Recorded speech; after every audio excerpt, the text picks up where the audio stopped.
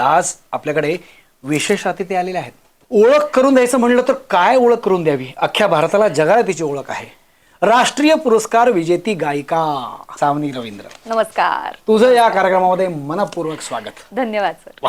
तर तेव्हा देव काकांनी ते हेरलं की हिच्यामध्ये ती एक्सप्रेशन्सची एक देणगी आहे, तर ते त्यांनी आईबाबांना सांगितलं की सावनीमध्ये हे आहे, तुम्ही ते डेव्हलप करा. ज्या गाण्यामुळे राष्ट्रीय पुरस्कार मिळालेला आहे, बारडूचं रान पेटलं, तर त्याच्या ओळी सुद्धा ऐकल्याशिवाय प्रेक्षकही गप्प बसणार नाही आणि मलाच ओरडतील की काय ते गाणं नाही झालं. नाही, मी नक्कीच गाईन, कारण ते अजून प्रदर्शित झालेलं नाही. कुठलाही नट जर एखादं वाक्य चुकीचं किंवा वेगळं त्यांनी एडिशन घेतली, मी लगेच ओरडायचे रिहर्सल मध्ये, ह्यांनी हे वेगळं घेतलंय, बरं माझं वय काय. राष्ट्रीय पुरस्काराचे जे माझं गाणं आहे तर ते अगदी वेगळ्या टोन मध्ये, ते रस्टिक टोन मध्ये, जे लोकांनी इमॅजिनच केलं नसेल की हा सावनीचा आवाज असू शकतो का. कारण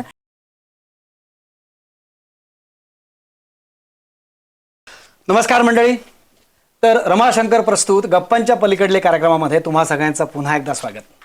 तुम्हाला कल्पना आहेच, सध्या आपण नवरात्री स्पेशल निमित्त वेगवेगळ्या क्षेत्रात आपली कर्तबगारी सिद्ध करणाऱ्या महिलांसोबत गप्पा मारत आहोत.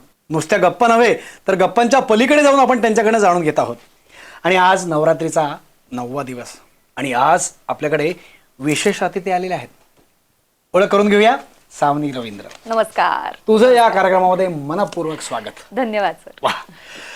ओळख करून द्यायचं म्हणलं तर काय ओळख करून द्यावी, अख्ख्या भारताला जगाला तिची ओळख आहे.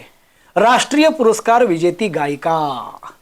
बारडो नावाचा सिनेमा, रान पेटलं, ह्या गाण्याला म्हणजे अक्षरशः घराघरात पोहोचवलाय आपली सावनी रवींद्र. आणि मला विशेष बघा, हे बोलताना सुद्धा अंगावर शहारे आले हो. एक पिंपरी चिंचवडकर म्हणून, पुणेकर म्हणून, एक भारतीय म्हणून अभिमानाची गोष्ट आहे. तुझं त्याबद्दल खूप खूप खूप खूप अभिनंदन. धन्यवाद. बरं, हा एक पुरस्कार झाला, असे अनेक पुरस्कार तिला मिळालेले आहेत. सांगायचं झालं थोडक्यात काहीतरी मला सांगावं लागेल ना. पुण्याई पुरस्कार, गदिमा पुरस्कार, तेजस्विनी पुरस्कार, मोरया पुरस्कार, सारेगमपची फायनलिस्ट आहे सावनी आपली. PCMC आयकॉन लोकमतचा अवॉर्ड आहे.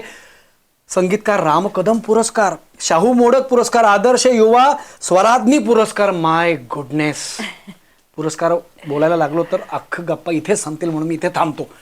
सावनी अशी माझी ओळख असण्याचं वेगळं कारण आहे बरं का. मी पण पिंपरी चिंचवडचा, ती पण पिंपरी चिंचवडची. आणि तिची ओळख खरं तर माझी तिच्या आई वडिलांमुळे आहे. सातत्यानं संगीत रंगभूमी जिवंत ठेवणं, सातत्यानं संगीत नाटकांचे प्रयोग करणं, वेगवेगळे आणि शास्त्रीय गायन तळागाळापर्यंत पोहोचवणं. किती शिष्य, म्हणजे त्यांची एक शिष्य आपल्या म्हणजे आमच्या रमाशंकर फिल्म्समध्ये एक ॲक्ट्रेस म्हणून डिरेक्शन टीममध्ये, कॉस्ट्युम टीममध्ये काम करते.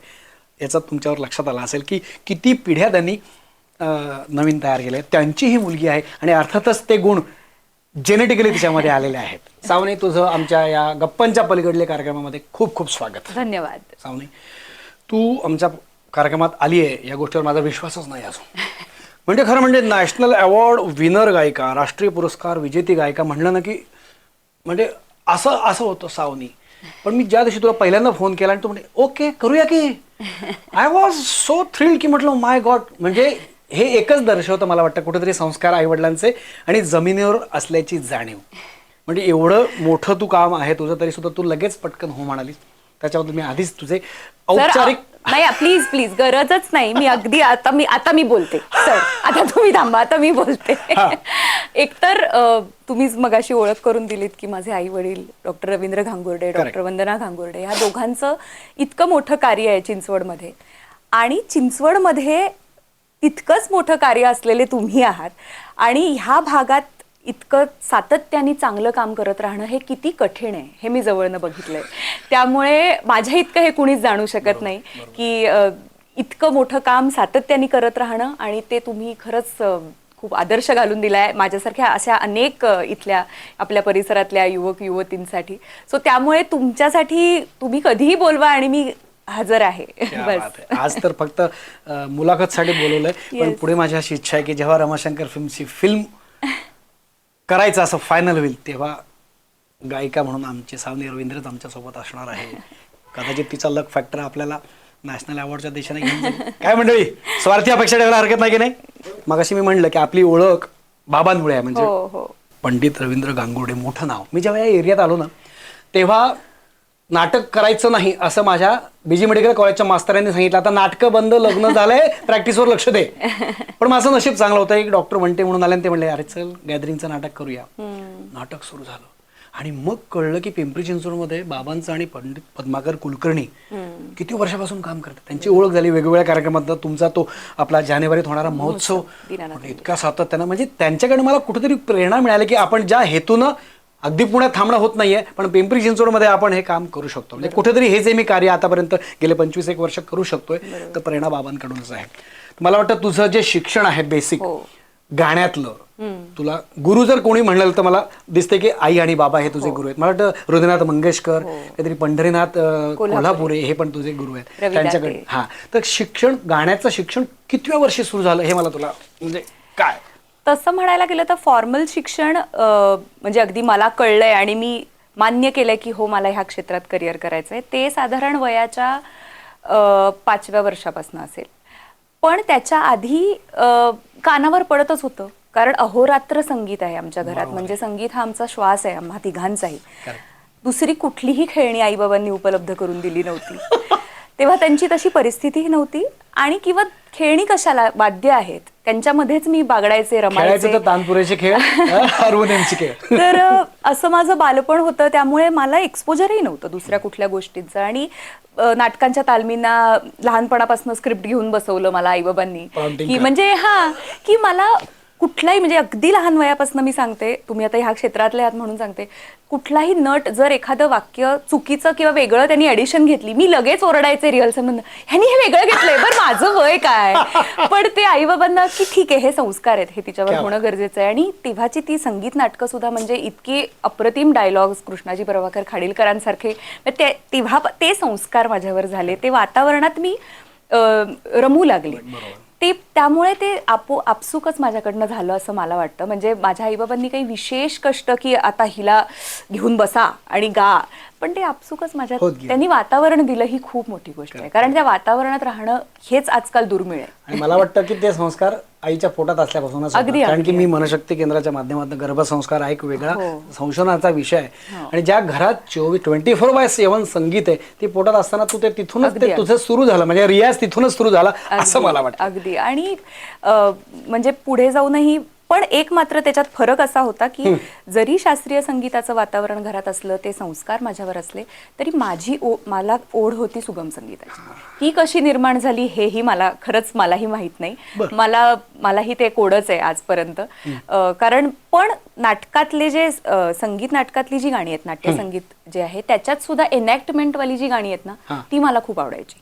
म्हणजे शारदामधलं घेऊन ये पंखा असेल किंवा म्हातारा येतो का, तर ती मी आईला म्हणायचे की हे मी गाणार. म्हणजे गायकीचा एकीकडे अभ्यास होतच होता पण तेव्हा अभिनय एक्झॅक्टली म्हणजेच ते कुठेतरी एक होतं की पार्श्वगायन करण्याचं, कारण पार्श्वगायन हा अभिनयच आहे.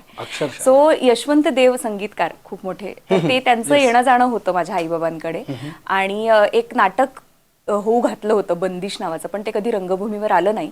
त्याच्या तालमी चालू होत्या ज्याच्यात माझे आईबाबा प्रमुख भूमिकेत असणार होते आणि त्याचं संगीत होतं यशवंत देवांचं. सो त्याच्या तालमींसाठी देव नाना, आम्ही त्यांना नाना म्हणायचो, तर ते आमच्याकडे महिने असायचे. आणि अशीच मी बागडायचे. अगदी एक 6-7 वर्षाची असेल मी.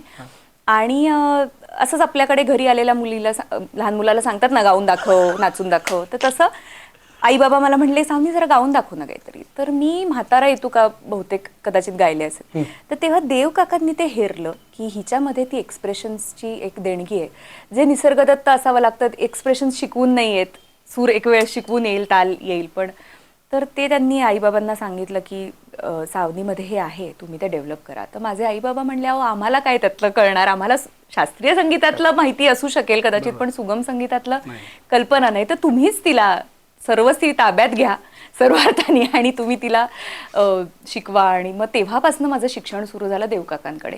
आणि मी मुंबईला जाऊन शिकायला लागले अगदी त्या लहान वयात. बापरे. म्हणजे 5वी मुंबईला जाणं येणं का तिथे राहायचं? नाही, मुंबईत मी दर वीकेंड म्हणजे शनिवार रविवार माझी आई मला घेऊन जायची. ती स्वतः एक संगीत शिक्षिका आहे HS स्कूलमधली. म्हणजे तिच्यासाठी खरं तर तो एकच रविवार असायचा, पण तो रविवारही ती माझ्यासाठी यायची मुंबईला. आणि सकाळी आम्ही सिंहगडनी जायचो किंवा आधी आई यायची काही वर्ष, मग तिने मला रुटीन घालून दिलं होतं की ती आपल्या इथनं टवेरा सुटायच्या आठवते चिंचवड स्टेशनवरनं. तर मग त्या पुढच्या दादर, 2 सीट दादर. करेक्ट, तर त्या पुढच्या 2 सीट आई घ्यायची माझ्यासाठी की हिला अगदी कुणाबरोबर बसायला नको म्हणून. आणि मग मी तशी तिथे दादर टीटीला उतरायचे. तिथून ह्याला देवकाकांचा, हा. तिथनं गिरगावात क्लास असायचा साहित्य संघात. सो तिथनं डबल डेकर एक बस असायची, त्या बसनी क्या गिरगाव, मग क्लास करून परत दादर टीटी, परत टवेरा, परत चिंचवड. चिंचवड. असं मी अनेक वर्ष केलं. मग मी शिफ्ट झाले मुंबई. वा वा वा वा. तू इतके लाईव्ह परफॉर्मन्सेस दिलेत भारतात नव्हे तर US, Canada, Singapore, Muscat, south Africa, Abu Dhabi, Germany, France, म्हणजे कंट्रीज माझ्या लक्षात नाही एवढे तू म्हणजे 500च्या वर मला वाटतं परफॉर्मन्सेस दिलेले आहेत. माय गॉड, म्हणजे इतक्या कमी वयात एवढे परफॉर्मन्सेस देणं म्हणजे मला वाटतं नशीब पण आहे आणि नशिबाच्या अधिक टॅलेंट आहे. टॅलेंट आहे म्हणूनच ते सगळीकडे डिमांड होतीये. तर या अनुषंगाने एक प्रश्न विचारला की पहिला तुझा परफॉर्मन्स, स्टेज परफॉर्मन्स कधी झाला, कुठल्या वयात झाला आणि कशी त्याची तो अनुभव कसा आहे, काय रिॲक्शन्स? थोडं अनबिलिव्हेबल आहे हे माझ्यासाठी, कारण मी आता त्या फेज मध्ये आहे की माझी मुलगी आता 3 वर्षाची आहे.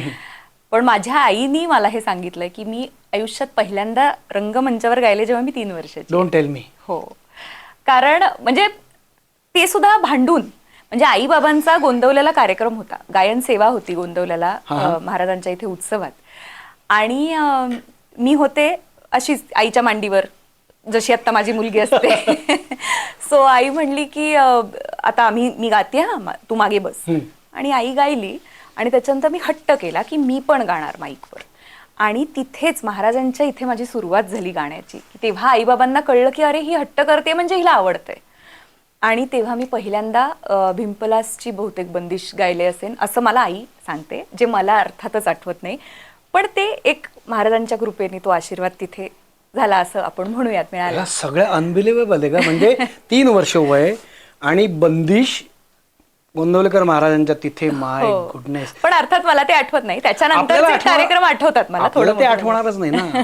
अगं मला, मी सांगतो, मी लहान असताना कोणी मला विचारायचं मोठेपणी काय होणार तू? मी आपला शेंबूड पुसत मी डॉक्टर होणार. तेव्हा मला काही कळत नव्हतं, हे मी बोललेलं आठवत नाही. पण जेव्हा 10वीत गेलो डॉक्टर होणार ते हे करावं लागणार तेव्हा मला घाम फुटला. म्हणजे आता जसा मला घाम फुटला माझं असं, म्हणजे मी लेक्चर्स घेतो, मोटिवेशनल लेक्चर्स, तर त्यामध्ये मी मुलांना सांगतो मोटिवेट करताना की वय वर्ष 4 असताना सचिन तेंडुलकर बॅट हातात घेऊन तेव्हा ठरलं, तिथून त्याने रियाज सुरू केला. मला वाटतं आता मला लेक्चरमध्ये पुढे असं सांगावं लागेल की 3 वर्षाची असताना सावनीनं पहिला लाईव्ह परफॉर्मन्स दिला. क्या बात है, क्या बात है. आपण आता हे परफॉर्मन्स जाणून घेतलं, तर तू मालिकांसाठी गायन केलेलं आहेस, सिनेमासाठी केलेलं आहे. तर पहिल्यांदा मालिकेसाठी कुठल्या, मला वाटतं होणार असून मी या घरची, आणि मी वाचलं बऱ्याच मालिकांसाठी तू दिलेला आहेस. तर पहिलं कुठलं हे होतं की ज्याच्यानं तुला अरे असं? अर्थात पहिला घराघरात पोचलेला आवाज, लोकप्रिय ठरलेला होणार सून मी ह्या घरची होता. पण त्याच्या आधी काम बरंच केलं होतं. पण मला ना एक तर माझा मोरयावर खूप विश्वास आहे. आपण चिंचवडचे आहोत आणि महासाधू मोरया गोसावींच्या पावनभूमीत आपण काम करतो, आपली जडणघडण झाली आहे. मोरयाच्या कृपेने मी काम खूप केलं, पण त्याला यश बऱ्यापैकी उशिरा मिळत गेलं, किंवा काय म्हणू, थोडं त्याचं रिझल्ट उशिरा मिळाला असं आपण समजू. पहिला माझा चित्रपट ज्याच्यासाठी मी पार्श्वगायन केलं तो रिलीजच झाला नाही. त्यासाठी सांगते मी तुम्हाला.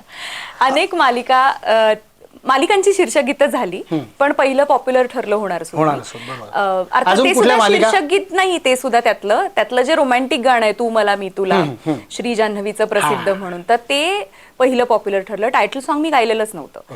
त्या मालिकेतल्या त्या गाण्यामुळे त्या अख्ख्या मालिकेतली सगळी गाणी पुढची मला मिळत गेली, कारण तो तेजश्रीचा आवाज म्हणून तो तसाच ठेवला गेला. पण त्याच्या आधी मी अनेक चित्रपटांना पार्श्वगायन केलं होतं, त्यातले बरेचसे प्रदर्शितच झाले नाहीत. पहिले जे असतात ते समदुःखी असे माझे बरेच चित्रपट आहेत की ते रिलीज नाही झाले. आणि तुम्हाला खोटं वाटेल की आयुष्यात मला स्वतःच्या गाण्यासाठी मिळालेला पहिला पुरस्कार हा राष्ट्रीय पुरस्कार आहे. त्याच्या आधी मला कुठलंही नामांकन, कुठलाही पुरस्कार मिळाला नव्हता. मगाशी आपण सुरू होण्याच्या आधीच बोललो, मला वाटलं की कुठलाही मोठं यश मिळणार असेल तर संघर्ष जास्त करायला लागतो, आणि तिथेच तुमची खरी परीक्षा असते की तुम्ही ते धरून ठेवताय, टिकून राहणं, करत राहणं. सो सॉरी, तुमच्या प्रश्नापासून फार वेगळं उत्तर दिलं, पण प्रश्न असा होता की पहिलं लोकप्रिय ठरलेलं तर ते होणार सुरमी. त्याच्या आधी अनेक चित्रपट होते, पण ते प्रदर्शित काही झाले, काही उशिरा झाले. अस्मिता नावाचा चित्रपट होता ज्याच्यासाठी पहिल्यांदा मी गायले, पण तो नाही झाला. ती रात्र नावाचा चित्रपट होता, आय थिंक त्याच्यात आदिती सारंगधर, संतोष जुवेकर आणि प्रसाद ओक होते.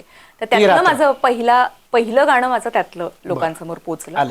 आणि त्याच्यानंतर अजिंठा फिल्म, अजिंठा मधलं बगळ्या बगळ्या फुलं दे मी गायलं. मग ते सुरू झालं एकातनं एक. पण होणार सुनमीमुळे खऱ्या अर्थाने घराघरात माझा मालिका अजून कुठल्यावर? मालिकांची शीर्षक गीतं अनेक, म्हणजे कमला, पसंत आहे, कमला मला वाटतं कलर्सला होती, पसंत आहे मुलगी, बेदुणे 10 स्टार प्रवाहाला होती. त्याच्यानंतर आत्ता रिसेंटली इंद्रायणी कलर्सवर जी चालू आहे ती. त्याच्यानंतर असं सासर सुरेखबाई होती सिरियल, ते. नंतर आता इंद्रायणी, नंतर अंतरपाठ ह्या रिसेंट मालिका ज्याच्यात ती माझी शीर्षक गीतं वाजली. आता वाजली असं ह्याला जास्ती काही म्हणू शकत नाही, कारण आजकाल दुर्दैवाने शीर्षक गीतं जास्ती वाजत नाही. तो ही एक व्यथेचीच गोष्ट आहे ती. पूर्वी मालिकांच्या शीर्षक गीतांमुळे मालिका ओळखल्या जायच्या, आता शीर्षक गीतं दुर्दैवाने वाजत नाही. ऍक्च्युली म्हणजे होतं, आणि नंतर ते डायरेक्ट रिकॅप आणि डायरेक्ट मालिका सुरू होते. तुम्हीच सांगू शकता त्याबद्दल जास्ती. मी ते दूर नाही, मला पण ते खटकणारी आणि गोष्ट आहे की नाही, इतकं छान, म्हणजे वादळवाट पासून ते म्हणजे खास आयकॉनिक. पण ठीक आहे, काळाचा महिमा असं म्हणू आपण. सो असं काम चालू आहे. करेक्ट. बरं मला सांग, काय फरक जाणवला का तुला की मालिकांसाठी गायन करणं, सिनेमाच्या याच्यासाठी गायन करणं, किंवा जिंगल्स काही झाले तुझे? हो, जिंगल्स पण अनेक गायले मी. सुरुवातच जिंगल पासून केली. चिनार महेश संगीतकार जे आहेत, अर्थात हे तीनही फॉर्म्स जरी वेगळे असले तरी त्यासाठीचं लागणारं प्रिपरेशन हे सेमच. म्हणजे 12 सूर तेच आहेत, त्याचं ज्ञान तेच आहे, फक्त त्याचं ऍप्लिकेशन बदलतं. म्हणजे अर्थात त्यामागे आता मी 1 मिनिटाचं गाणं आहे तर जरा कमी एफर्टनी गाईन असं नसतं. त्यात तुम्हाला तुमचं 100% द्यायचं आहे, ते 1 मिनिटाचं असो नाही तर 10 मिनिटाचं असो. त्यामुळे ते कॉन्स्टंट आहे. पण अर्थात प्रत्येक माध्यमाची एक मागणी असते, त्या मागणी तसा पुरवठा केला जातो. म्हणजे शीर्षक गीतात त्या 1 मिनिटात त्या सगळ्या मालिकेचं जे काही मर्म आहे ते मांडणं हा एक चॅलेंज असतो, कारण मालिकेचा तो चेहरा असतो. जिंगल मध्ये तर ते ड्युरेशन अजून कमी होऊन जातं. एका लाईन मध्ये तुम्ही किती एक्सप्रेशन ओतताय, त्या प्रॉडक्टला धरून तुम्ही काय, तुमचं टोन तुमचा कसा आहे. बरेचदा कॅरेक्टर नुसार पण टोन ठरवला जातो. जसं राष्ट्रीय पुरस्काराचे जे माझं गाणं आहे तर ते अगदी वेगळ्या टोनमध्ये, ते रस्टिक टोनमध्ये, जे लोकांनी इमॅजिनच केलं नसेल की हा सावनीचा आवाज असू शकतो का. कारण बरेचदा असं होतं, आपल्याला एक कलाकार म्हणून एक टॅग लावायला खूप सोपं जातं किंवा लागला जातो इझिली की हा ही ना ह्या प्रकारची गाणी गाते. पण ती व्हर्सेटॅलिटी तुमच्यातली टेस्ट करणं हेही ह्या विविध माध्यमातनं काम केल्यावर लक्षात येतं की येस, आपण या विविध प्रकारे गाऊ शकतो. नाही, हे मी समजू शकतो, कारण की माझ्यावर असा टॅग होता. पिंपरी चिंचवडमधून एक डॉक्टर त्याची संस्थेतर्फे जुनी नाटकं करतो आणि कॉमेडीज करतो. हा फक्त कॉमेडी करतो, तो कॉमेडी नट आहे. मग मला बॅरिस्टर, तो मी नव्हे, नटसम्राट ते केल्यानंतर लोकांना पटलं नाही हा नट आहे. त्यामुळे ते मी समजू शकतो. मी वाचता वाचता बघितलं की मराठी, हिंदी, गुजराती, कन्नड, तेलुगू, तमिळ, संस्कृत या सगळ्या भाषांमधली गाणी गायली आहेस तू. तर हा अनुभव कसा होता? म्हणजे तू ती भाषा शिकताना तुला काही त्रास झाला का? कशी, म्हणजे ते आणि त्यांचं कल्चर तिकडे जाऊन साऊथ मधले म्हणजे एकदम साऊथ जोरदार लोक आहेत, तसा तो अनुभव कसा होता? खूप अवघड आणि तितकंच इंटरेस्टिंग आहे विविध भाषांमध्ये गाणं. मला पहिल्यापासूनच भाषा शिकण्याची खूप आवड होती. माझे आजोबा संस्कृतचे खूप मोठे अभ्यासक होते, त्यामुळे त्यांच्याकडनं संस्कृतची आवड निर्माण झाली. आईबाबांमुळे अर्थात विविध नाटकं लहानपणापासून वाचलेली असल्यामुळे, किंवा फक्त नाटकं असं नाही तर विविध कादंबऱ्या, कथा हे वाचलेलं असल्यामुळे मराठी भाषेची आवड होती. आणि असं वाटलं की मराठी, संस्कृत, हिंदी हे तर आहेतच, आपल्या कानावर पडतं, पण त्याच्या व्यतिरिक्त अशा भाषा शिकाव्या ज्या अर्थात आपल्याला इझिली कानावर नाही पडू शकत. तर कॉलेजला गेल्यापासनं साऊथचं म्युझिक एक्सप्लोअर करायला सुरुवात झाली. मी साईड बाय साईड त्या निमित्ताने सांगते की मी BA संस्कृत आहे, मी MA मराठी आहे. आणि त्याचा मला अर्थात ह्या सगळ्यात उपयोग झाला खूप जास्ती. BA संस्कृत असल्यामुळे संस्कृतचा लहेजा जो आहे, उच्चार हे खूप जास्ती क्लिअर झाले माझे. ऐकून दाखवा मला काहीतरी. संस्कृत, अहम संस्कृतम वदामी, एवढंच येतंय आता. म्हणजे मी संस्कृत बोलते. असं कानाला भारी वाटलं. तर संस्कृत मुळे मग कॉलेजला असताना जर्मन शिकले, मग फॉरेन लँग्वेजची एक थोडीशी माहिती मिळाली. मग लक्षात आलं की आपल्याला भाषांमध्ये खरंच खूप आवड आहे आणि फक्त ह्या भाषा शिकण्यापर्यंत मर्यादित न राहता मधली गाणी शिकणं हाही एक आता पुढचा आपण स्वतःला चॅलेंज देऊ. मला ना नेहमीच स्वतःला चॅलेंज द्यायला आवडतं. मला एका कुठल्याही पठडीत बंद व्हायला आवडत नाही की हा हेच करूयात असं नाही. हे केलं अच्छा मग हे पण करून बघू, ते पण करून बघू. ते म्हणजे त्याच्यातनं माझाच एक व्यक्तिमत्व विकास होतो आणि त्यात मग मी चुकले तरी चालेल, पडले तरी चालेल, पण ते मी आनंद घेते त्याचाही, चुकींचाही आनंद घेते, चुकांचाही. तर मग ते सुरू झालं शिकणं, ऐकणं सुरू झालं. मी म्हणेन कुठल्याही प्रकारचा गाण्याचा किंवा कुठल्याही कलेचा रियाज हा त्या माध्यमात ती गोष्ट करण्यात तर असतो, पण ती गोष्ट ऐकण्यात किंवा बघण्यातही असतो. तर माझा ऐकण्याचा रियाज सुरू झाला. मी विविध भाषांमधली गाणी ऐकायला लागले, जरी त्यात कळत नसलं तरी अक्षरशः म्हणजे आपल्यासाठी तर त्या जिल्ब्या आहेत. आपण म्हणजे साऊथ इंडियन लँग्वेजेस जास्ती अवघड गेला मला गाणं. गुजराती त्या मानाने मुंबईत राहतो, गुजराती पंजाबी कानावर पडतं, पण साऊथ इंडियन भाषा ऐकणं हे एक वेगळीच मजा होती. मग ते ऐकायला लागल्यावर असं वाटलं की ती गोड भाषा आहे ही, म्हणजे त्या भाषेत शिवी जरी घातली तरी गोड वाटेल, इतकं त्या भाषेचीच ती मजा आहे. आणि मग असं लक्षात आलं की नाही आपण आता ह्याचा अभ्यास केला पाहिजे. मग मी कव्हर सॉन्ग केलं एक साऊथ मधलं. एक अभय जोधपूरकर म्हणून माझा मित्र खूप मोठा गायक आहे, तर त्यांनी मला मदत केली. तो मला म्हणला, तो ओरिजिनली महाराष्ट्रीयन आहे पण त्याला मराठी फारशी येत नाही, तो इंदोरचा MP वाला आहे. तर मग असे एक अशा फ्रेंड सर्कलमुळे पण त्याचा एक थोडासा मला फायदा झाला की त्या गोष्टींची रुची किंवा त्या वातावरणात राहिले, मी त्या प्रकारचं गाणं ऐकायला लागले. आणि साऊथचं ऐकल्यानंतर मी त्याला म्हणलं, अभय यार मुझे गाना है, ये मुश्किल है लेकिन मुझे गाना है. तर तो म्हणला ठीक आहे आपण एक कव्हर सॉन्ग करू यूट्यूबवर आणि मग त्याच्यातनं तुला शिकायला मिळेल. मग त्यांनी माझे उच्चार करेक्ट केले. मग ते एका रागातली 4 भाषांमधली वेगवेगळी गाणी असं मी त्याच्यावर असं मी म्हटलं की ठीक आहे असं करूयात. सो त्याच्यात एक मराठी होतं, एक मल्याळम होतं, एक संस्कृत होतं आणि एक तमिळ होतं. असे 4 भाषांमधलं ते कव्हर सॉन्ग केलं आणि यूट्यूबवर रिलीज केलं. आणि तेव्हा फेसबुक खूप नवीन होतं, म्हणजे मी तुम्हाला 10 वर्षापूर्वीचं सांगते. तर फेसबुकवर मला एक DM आला चेन्नईमधनं एका कंपोजरचा आणि तो तमिळमध्ये होता. तर मी त्यांना रिप्लाय केला इंग्लिशमध्ये की sorry sir, I didn't understand what ever you sed, can you please translate it in English and send me. म्हणलं ओ सॉरी, आय अज्युम्ड की you are a south Indian. मला असं वाटलं की अच्छा, कारण एक तर माझं नाव सावधी रवींद्र आहे, लोकांना असं वाटतं की मी साऊथ इंडियन. सो ती माझ्यासाठी खूप मोठी पावती होती की म्हणजे माझा पहिलाच प्रयत्न होता त्या भाषेमध्ये गाण्याचा आणि त्याला असं रिसीव्ह केलं तिथनं. तर त्यांनी मला त्या मेसेजमध्ये असं लिहिलं होतं की मी एक साऊथ इंडियन कंपोजर आहे, माझं एक गाणं आहे जे मला तुझ्या आवाजात रेकॉर्ड करावं असं वाटेल. सो मी म्हणलं की ही स्वप्नपूर्ती आहे. मग तिथनं सुरुवात झाली. मग तो म्हणला की मी तर मुंबईला नाही येऊ शकत. मी म्हणलं नाही मी येईन चेन्नईला. सो तशी मी पहिली स्टेप घेतली. ते पहिलं गाणं प्रदर्शित झालं. अर्थात पुन्हा एकदा पहिलं गाणं जे मी रेकॉर्ड केलं ते प्रदर्शित पहिलं झालं नाही. दुसरं तिसरं जी पुढची कामं जी केली ती आधी रिलीज झाली आणि हे नंतर झालं. सो त्यातनं एकात एक काम मिळत गेलं. मग तमिळ गायल्यावर असं वाटलं की Tamil is the tough one, पण त्याच्यापेक्षाही जास्ती मल्याळम टफ आहे. सो असं वाटलं की आता ह्याच्या पुढची पायरी काय, तर मल्याळम गाऊ. मग ते गायल्यावर तेलुगू गायले. असं एकात एक गात गेले. मग सावनी ओरिजिनल्स नावाची युट्यूब सिरीज सुरू केली. मला असं वाटलं की नाही आपण आता स्वतः अभ्यास केला पाहिजे, कारण आता असं आहे ना की कोणी तुम्हाला शिक्षण देण्यासाठी म्हणून उपलब्ध नसू शकतं, तुम्हाला तुमचंच सेल्फ ग्रो करायचं आहे. सो मग मी ती गाणी बनवत गेले. त्यानिमित्ताने त्या भाषांमधल्या त्या लोकांबरोबर काम करत गेले, मराठी व्यतिरिक्त. सो तसं एक एक्सपांड होत गेले मी मेंटली पण. करेक्ट. आणि खूप त्यातनं शिकायला मिळालं. खूप अवघड आहे मराठी. मी लिहून, माझी पहिली मज्जा अशी झाली की रेकॉर्डिंग तर केलं मी तमिळ, मराठीत लिहून केलं. दुसऱ्या दिवशी व्हिडिओ शूट. आता काय करशील म्हटलं अरे बापरे, गाणं सोपं होतंय. मग आणि थँकफुली अशाच सेटअपमध्ये होतं शूट. तर आम्ही माझ्या आय लेवलला लॅपटॉप्स आणि आयपॅड्स हँग केले होते जिथे माझं मराठी स्क्रिप्ट होतं. आणि मग माझं अभिनय कौशल्य पणाला लागलं तिथे की असं कळू न देता लोकांना की मी वाचून गाते. असं मी शिकत गेले. काही शब्द लक्षात ठेवले? हो, नंद्री म्हणजे थँक्यू. ரொம்ப நல்லா இருக்கு. कारण की मला सुद्धा काही शब्द, म्हणजे एक ओळ आता मी तुझ्या समोर म्हणजे माफ कर मला. ಎನ್ನವಳೈ ಎಂದನ್ ಎನ್ನವಳೈ ಎಂದನ್ ಹೃದಯ ತೆಂತೋಲಿಂತೆ ಬಿಟ್ಟೆ ना ना ना ना ना ना ना ना ना ना ना. ॲनेस्थेशिया करत असताना एक तमिळ ॲनेस्थेटिस्ट मला ज्युनियर होता आणि त्याच्याकडे मी 2-4 ओळी वा वा वा. शिकल्या. मी यातलं म्हणजे हिंदी अशी- येतं मला गाणं. हा, सुंदरी सखी मेरी सुंदरी प्यारी सखी. सखी. बरं, आपण लगेच पुढे वळूया. तू आई वडील नाटकातनं, संगीत नाटकातनं काम करत, शास्त्रीय गाणं करत आले, तर आतापर्यंत तू कुठल्या नाटकात काम केलंयस का? आणि संधी आली तर तू पुढे करणार आहेस का?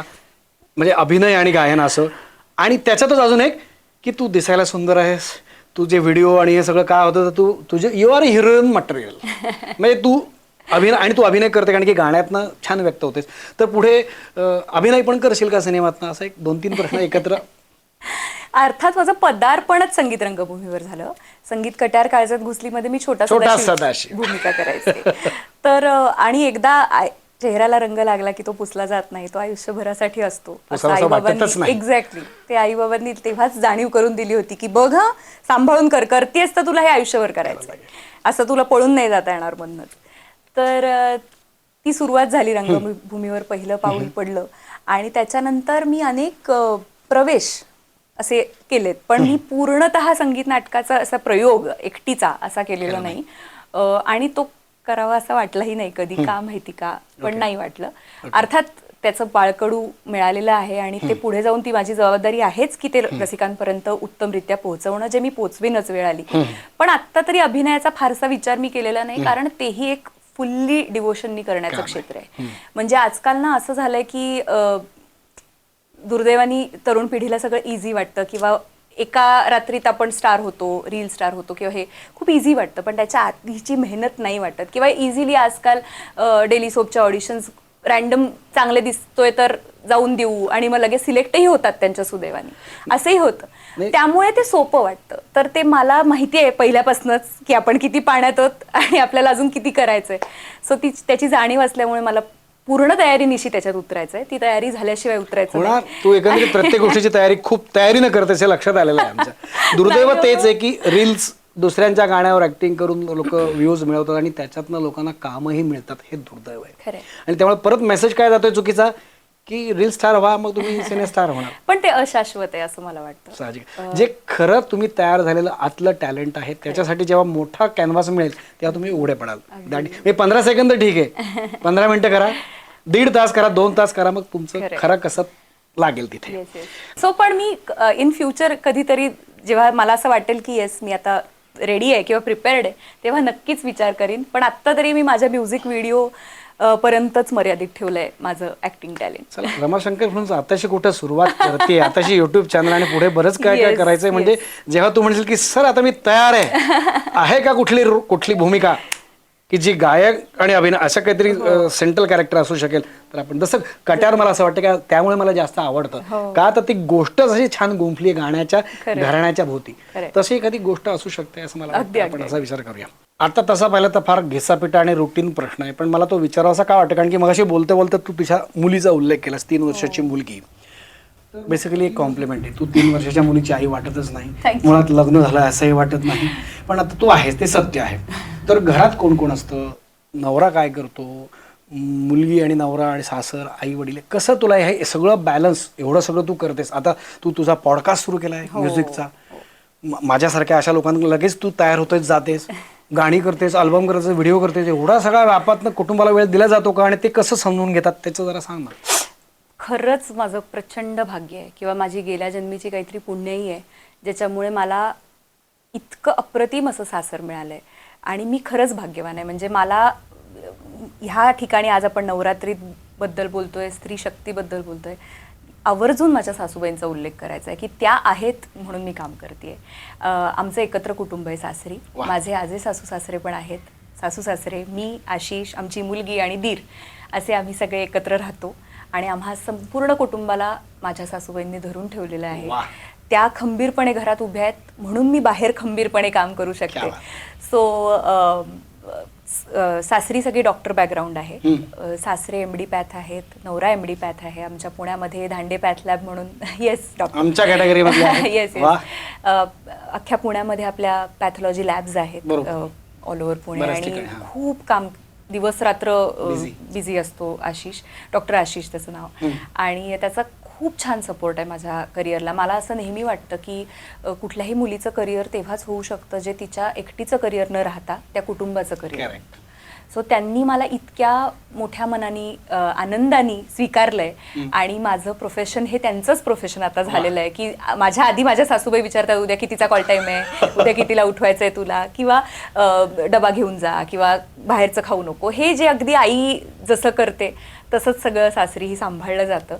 किंवा अगदी फ्री हँड, म्हणजे आता मी आठवड्यातले 4 दिवस मी मुंबईत राहते, माझं मुंबईत घर आहे, मी कामानिमित्त मी मुंबईत राहते, माझं सासर पुण्यात आहे.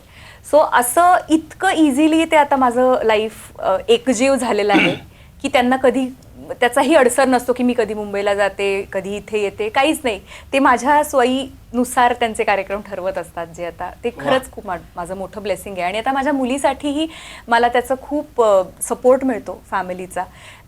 जसं मला माझ्या आईकडे पर्याय नव्हता कारण आईचं सासर कोकणात होतं. सो आई बाबा दोघंच इथे राहायचे, त्यामुळे आई सगळीकडे मला घेऊन जायची. म्हणजे तिच्या लहानपणापासूनच सगळ्या कार्यक्रमांमध्ये मी असायचे एक शिप. आत्ताही शार्वी माझ्याबरोबर असतेच, पण माझी इच्छा असेल तेव्हाच असते. सो तो एक सपोर्ट मला कुटुंबाकडनं मिळालेला आहे. शार्वीचं माझ्या आयुष्यात असणं हेही मोठं ब्लेसिंग आहे, कारण आपण वारंवार त्याबद्दल बोलतोय. राष्ट्रीय पुरस्कार जेव्हा जाहीर झाला, मी 5 महिन्याची प्रेग्नंट होते. सो ती माझ्या पोटात असताना मला देवानी 2-2 पुरस्कार दिले. पायगुण तिथूनच तिचा सुरू झाला. अगदी अगदी. सो त्यांच्या काय म्हणू, त्यांच्या सपोर्टनीच सगळं चाललेलं आहे. आणि इथून पुढे हे काय माहितीये का, सासरचा सपोर्ट काय माहितीये का, सासर खानदेशचं आहे तुझं, आणि खानदेशी माणसं खूप चांगले असतात, समजून घेत असतात. अगदी अगदी उगाच आपलं आमचं मोठेपण नाही नाही, खरंच अगदी मनापासून सांगते. मी परवाच कुठलं तरी रील बघितलं, खानदेशी सासू आणि पुणेरी सून, तर ते अगदी मी स्वतःलाच त्यात बघते का काय असं मला झालं होतं. इतक्या त्या सासूवा प्रेमळ असतात खानदेशाच्या, ये ना ग, कर ना ग, खा ना ग. अरे वा, तर म्हणजे आमच्या खानदेशला आलीच म्हणजे तू आता. वा, क्या बात आहे. याच अनुषंगाने एक, जसं तुला इथे कोऑपरेशन मिळालं सासर किंवा माहेरकडनं, तर एक महिला म्हणून, एक मुलगी म्हणून तुला माहिती आहे आपल्या सगळ्यांनाच माहिती, आपण या इंडस्ट्रीत काम करतो, तर याचे plus point, minus points, exploitation आणि सगळ्याच बाबतीत कधी कधी चांगला किंवा वाईट अनुभव येतो. तर असं काही चांगला किंवा वाईट अनुभव आलाय? बरेचदा येतात, नेहमीच येत आले लहानपणापासून. कारण मी लहानपणापासूनच मुंबईत राहते एकटी. आधी मी म्हटलं तसं अपडाऊन करायचे, मग नंतर मी 18-19 वर्षाचे होते तेव्हापासून मुंबईत एकटी राहण्याचा माझा प्रवास सुरू झाला. पण सुदैवाने मला मुंबईत तसे वाईट अनुभव खूप कमी आले. मुंबईत इनफॅक्ट इतकी सेफ आहे सिटी की मी रात्री 2-3ला पॅकअप झाल्यावर एकटी ड्राईव्ह करत पार्ल्यात घरी गेलेली आहे. सो तसे सेफ्टी वाईज अनुभव तसे सोबतच आले. पण इंडस्ट्रीत बरेचदा तुमच्या चांगुलपणाचा फायदा घेतला जातो, तुम्हाला गृहीत धरलं जातं पटकन. अजूनही पुणे मुंबई हा वाद अजूनही इंडस्ट्रीत आहेच, आणि आपण त्यात मधलेच, म्हणजे चिंचवड, नाधड पुणे, नाधड मुंबई. सो अशा सगळ्या गोष्टी आहेत. पण अर्थात मला एक गोष्ट नक्कीच अशी जाणवते की तुमचा जर मूळ संस्कारांचा पाया पक्का असेल आणि तुम्हाला जर माहिती असेल की आपल्याला आजन्म ही गोष्ट करायची, आणि हे जर तुमच्या मनाशी पक्क असेल, तर त्यात वाटेत येणारे हे सगळ्या गोष्टी आपण पार करून तिथे टिकून राहू शकतो. जे मला आईबाबांमुळे कळलं, आणि ते पाळायचा मी स्वतःच्या परीने प्रयत्न केला की आपला तोल कुठेही ढासळू द्यायचा नाही, आपण आपल्या तत्वावर ठाम राहायचं आणि आपलं ध्येय गाठत राहायचं. आपलं नाणं खणखणीत आहे, आपले तत्व चांगले आहेत, काम भले उशिरा मिळतील पण ते परमनंट आणि यश चांगलं टिकणार आहे. यशावरून आठवलं, बाई पण भारी देवा, सगळे रेकॉर्ड ब्रेक केले, आणि सध्या वुमेन सेंट्रिक छान फिल्म्स येत आहेत. म्हणजे मग ते नाच ग घुमा असू दे, बाई पण भारी देवा असू दे, त्यांचं बहुतेक आई पण भारी देवा पण येतो असं ऐकलं. तर त्याच्यातलं तुझे ते गाणं फारच छान भावलं, आणि मला वाटतं आता नवरात्रीचा आपला नवरात्री स्पेशल एपिसोड आहे, तर त्या गाण्याच्या ओळी आम्हाला, मला वाटतं काय मंडळी आवडेल ऐकायला, तर होऊन जाऊ दे की मस्तपैकी.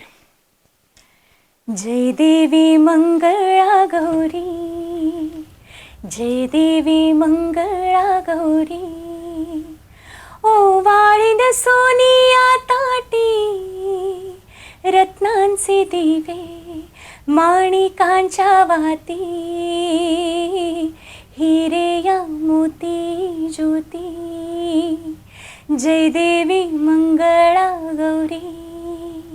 चल ग बाई खेळूया मंगळागौर, खेळूया मंगळागौर, खेळूया गौराईचा खेळ बाई, आनंदात नाचू गाऊ, आनंदात खेळूया मंगळागौर, खेळूया ग मंगळागौर, खेळूया. मला राहवलंच नाही. थँक्यू. ह्याचे ओरिजिनल गाण्यात खूप तामझाम आहे. मी अगदी जस्ट 2 ओळी गायचा प्रयत्न पण तो केला. फील आला, म्हणजे मला असं वाटलं आता उठून मी पण मंगळागौर करावं की काय असं मला वाटून गेलं. Thank you. मला वाटतं आता गाणं गायला तू 2 आमच्या विनंतीला मान देऊन गायलेलीच आहेस. हो. तर ज्या गाण्यामुळे राष्ट्रीय पुरस्कार मिळालेला आहे, बारडूचं रान पेटलं, तर त्याच्या ओळी सुद्धा ऐकल्याशिवाय प्रेक्षकही गप्प बसणार नाही आणि मलाच ओरडतील की काय ते गाणं नाही झालं याला नाही, मी काय. नक्कीच गाईन, कारण ते अजून प्रदर्शित झालेलं नाहीये. त्यामुळे मला ते वाह. असं मला नेहमी असं ती एक खंत जाणवते की यार इतका देवानी मोठा आशीर्वाद दिला. पण अर्थात तुम्ही म्हणताय तसं it's hopefully it will be worth the wait. अजून ते प्रदर्शित झालेला नाही तो चित्रपट, त्यामुळे फार गाता येणार नाही, पण त्याचा मुखडा ऐकवते जरूर. कारण एक वेगळा प्रकार, वेगळा बाज मी ट्राय केलेला आहे आणि माझ्यासाठी एक चॅलेंजिंग होतं ते, तर सादर करते. मायच्या डोहाले पाजर नाही,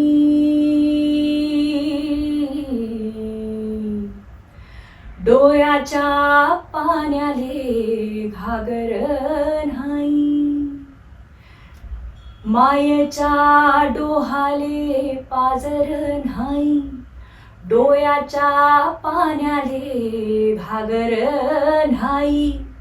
कोंडला श्वास इजली आस, काहुरवरात दाटल,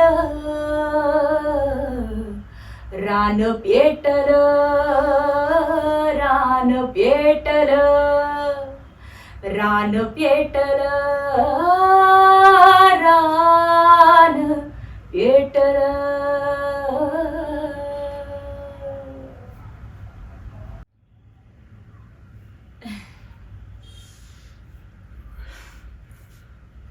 छान. म्हणजे कधी कधी काही गाणी अशी असतात, काही असं असतं ना की तुम्ही टाळ्या वाजवणंही सुचत नाही, तुम्ही त्याच्यात याच्यात निघून जातात. असं खूप छान, म्हणजे वेल डिझर्व नॅशनल अवॉर्ड. खूप छान. शेवटच्या प्रश्नाकडे बोलूया. हो. या क्षेत्रात येऊ पाहणाऱ्या तरुण मुलींना, गायकांना तू काय सांगशील?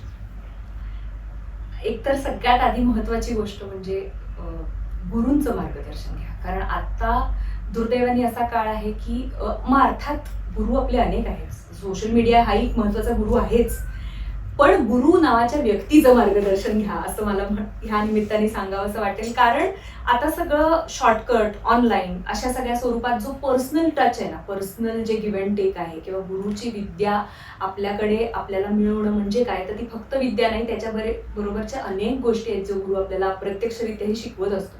सो ह्या सगळ्याचं शिक्षण आता घेणं खूप गरजेचं वाटतं मला.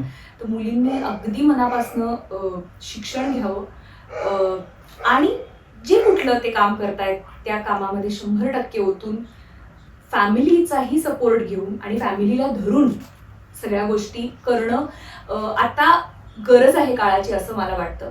कारण कुटुंब हे एकत्र राहण्यातच आहे, त्याची मजा आहे. आपण कोविड नंतर तर आपल्याला सगळ्यांनाच सर्वार्थानेच रियालिटी चेक मिळालेला आहे. वेळ कसा गेला कळलंच नाही, म्हणजे बराच वेळ. आणि असं वाटतं की अजून छान गप्पा मारत राहावा आणि अजून तुझ्या गप्पांच्या पलीकडे आम्हाला ऐकत राहावं असं वाटेल. पण आपण कुठेतरी थांबायला पाहिजे. ही सुरुवात आहे असं मला वाटतं. अजून पुढे भविष्यात आपण असं परत वारंवार भेटत राहू. सावनी, मी आभार नाही मानणार, पण कमी नोटीसवर मी तुला विनंती केली आणि तू लगेचच पहिल्याच फोनवर होकार दिलास आणि लगेच आज आपण इथे भेटतो आणि हा छान ही मुलाखत आपण घेऊ शकतोय. त्याच्याबद्दल एक प्रेमाची भेट म्हणून रमाशंकर फिल्म्स तर्फे एक छानसं तुळशीचं रूप आणि एक छान ज्ञान भेट. अरे वा, तुमच्याकडनं धन्यवाद. Thank you so much. मग मंडळी, कसा काय वाटला आजचा एपिसोड? आवडला ना? बघता बघता ऐकायला पण छान वाटलं की नाही कानाला? आमची सावनी होती सोबत. आवडला असेल ना तर नक्की लाईक करा, कमेंटमध्ये लिहा की तुम्हाला एपिसोड कसा वाटला. आणि असे छान छान व्हिडिओ तुम्हाला जर बघायचे असतील ना तर आमच्या रमाशंकर फिल्म्स चॅनलला सबस्क्राईब करा. मी सांगते आणि काय माहितीये का, आणि लाईक करा, शेअर करा आणि सबस्क्राईब करा आणि पाहत राहा रमाशंकर फिल्म्स. कारण ह्या चॅनलवर तुम्हाला विविध उपक्रम बघायला मिळणार आहेत, फक्त इंटरव्ह्यूज नाही.